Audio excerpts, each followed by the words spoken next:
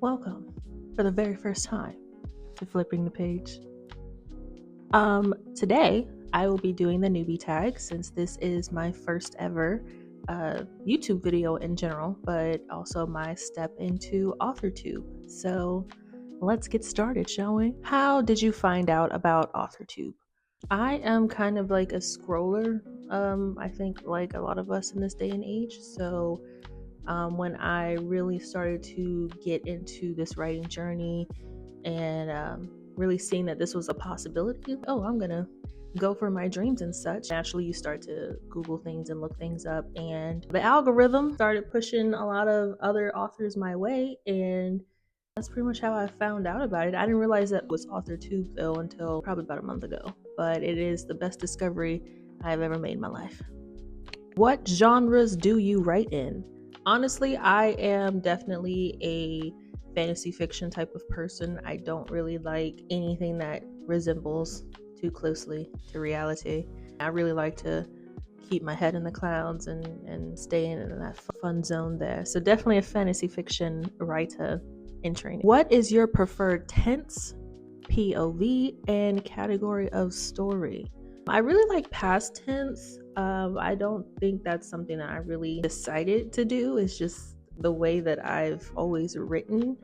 Naturally, there are some other tenses that may sneak in there. I do have a present tense. We'll switch off there, but once I get to the beta reader stage, I imagine that's something that I will be called out for quite a bit. I do enjoy third person right now because, again, I am an author in training. But right now, for my current work in progress, I love the omniscient narrator sort of voice. And category of story, I am definitely a fantasy with romance gal in terms of my current work in progress. I'm still trying to figure out the difference between fantasy with romance and romantasy, but I definitely think that mine would be like a fantasy with romance kind of story. I don't know. I'm still figuring that out, so that answer could change. Are you a plotter, a pantser, or a plantser? Well, guys, right now I am a plantser. I think that I have evolved to my final form with that one.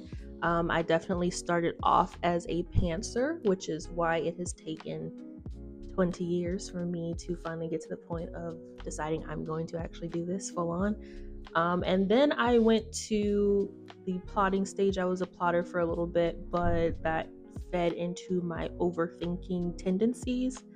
So I was getting lost in the sauce, if you will. I got too focused on things that I feel like should just come to you. I feel like that's where you should let inspiration take over, but I got too deep in the where is this taking place? Why do they talk like this? What's the temperature of the breeze that's hitting their faces right now? I got too caught up in that. So I'm definitely a planter right now. I think it is the best of both worlds. Enjoy having a structure to follow, but I also give myself space to figure out stuff as they come, as they pop up in my head. Also, I zone out a lot. I don't know if I've already said this, but I zone out a lot.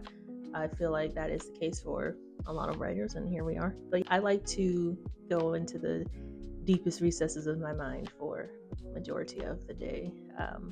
So I think that also helps with the planting idea, because I like when things just hit me and I just roll with it, and I'm like, that sounds cool. Let's throw that in the book. Let's see if that can work, and then the plotting side will come through and actually structure it to where it makes sense.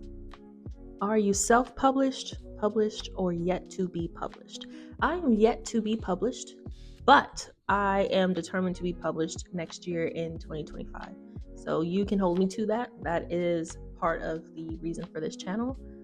Hold me to what I am saying. I will be a published author in 2025. What is your dream publishing house and or literary agent?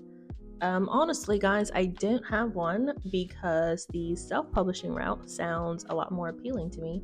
Again, writer in training here, so things could change, but I liked the idea of having more creative control over my own project, and it kind of seems like I was going to have to do similar work in terms of building a community and putting myself out there, which to me was the hardest part as a typical reserved introvert. So I was like, if I'm already going to be doing something that I find highly uncomfortable, I feel like I should just go full on and just do it all myself. I want to be able to look back on this and be like, that cover design, that was all me. Of course, I'm going to hire a professional, but my input and my formatting and things like that. I just want to look at my project and see myself. So, question does not apply, I guess. What Authortube related videos can we expect to find on your channel? So, flipping the page is all about exactly that. We are going to be flipping the page on my life together. I want to, every single video, I want us to take this journey together. And how do I go from a blank page to a published novel? So yeah, you can expect vlogs, maybe, you can expect maybe sitting here writing with me. Maybe I'll take you guys to a cafe with me. I'm not gonna lie, the idea of sitting in a public space and being that person that's like, I'm writing a story in Starbucks or whatever, that sounds quite unappealing to be that stereotype, but it is what it is.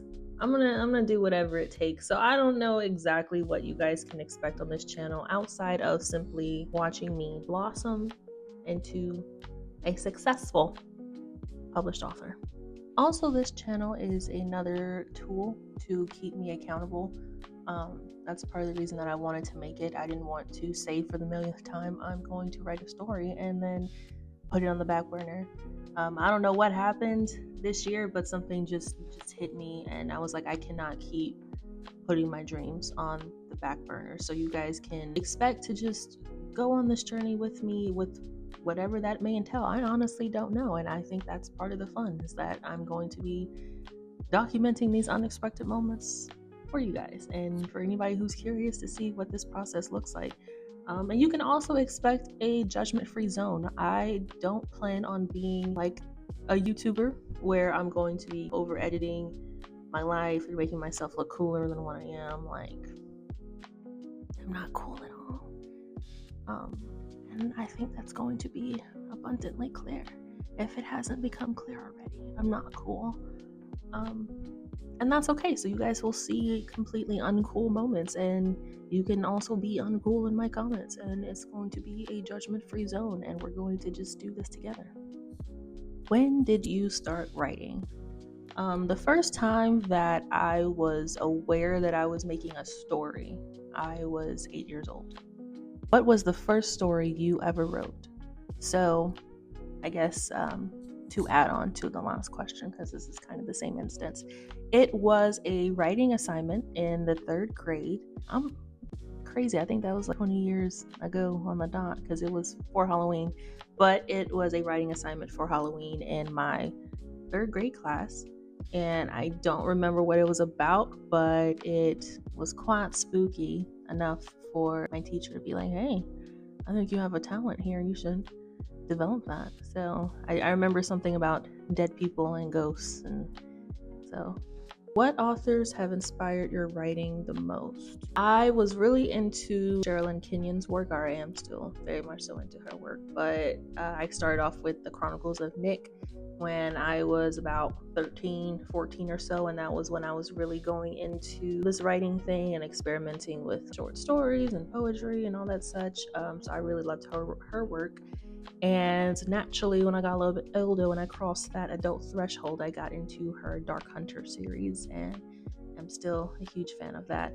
And I also was a huge fan of Cassandra Clare with her Mortal Instrument series and everything that has come from that universe. It just, the way that she writes, and you can really see her research that she did with the settings or the magic or anything else like that. You really see her research come through with her work. Do you schedule your writing sessions or simply get to writing whenever you find the time?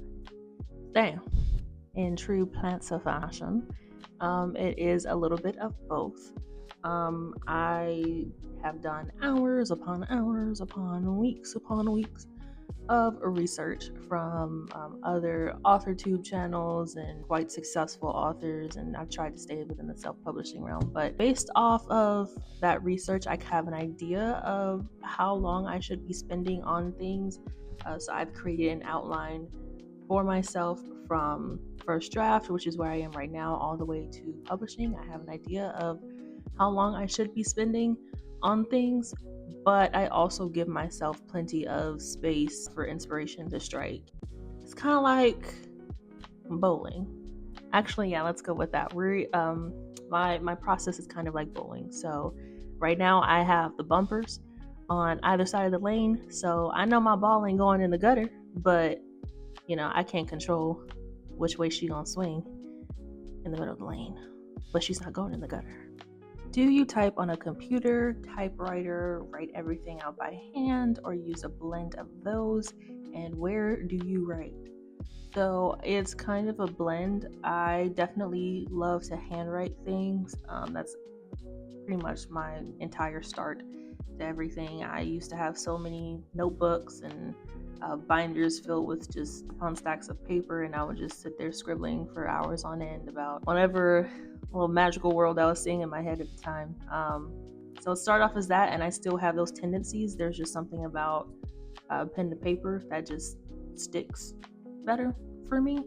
But I am also using a computer because it seems more reasonable right now. And where do you write? I write any and everywhere. So to go back to what I was saying before about just allowing myself to have inspiration and have that space to be inspired. I utilize my notes app for whenever I have an idea, or if I see like a random scene in my head that can be in my book, maybe not book 1 or book 2 or whatever. Like if something hits me, I make sure to pull out my notes app and I scribble it in there and spend some time on that. But I do also, in line with trying to keep a structure about things, I do sit my computer down somewhere, like the couch or this desk where I am right now, something like that to maintain some structure. And last but not least, what are you most looking forward to now that you're a part of Authortube? I think first and foremost, I'm looking forward to the community. I am looking forward to meeting other aspiring authors or established authors.